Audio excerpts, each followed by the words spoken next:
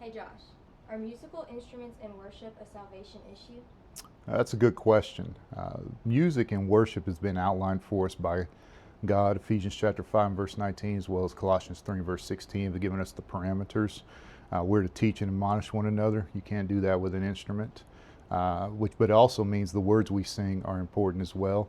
We're to sing, which you don't do with an instrument, but it also tells us to make melody. But God is very specific in what we are to use to make melody, and in that Ephesians 5 verse 19, He tells us to use the heart.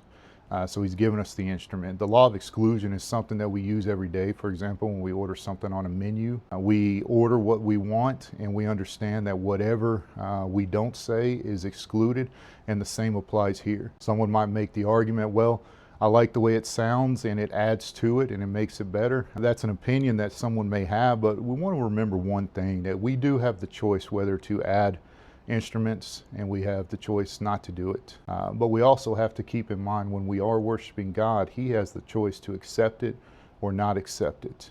And when we read what the Bible says as far as what God commands and how men follow it, there are those in the Bible, Nadab and Abihu is a good example, who do things the way that God has not prescribed for them to do it, and it doesn't end well for them. So it is a salvation issue. God has set forth how we are to do it, and it's our responsibility and obligation to do the way He says.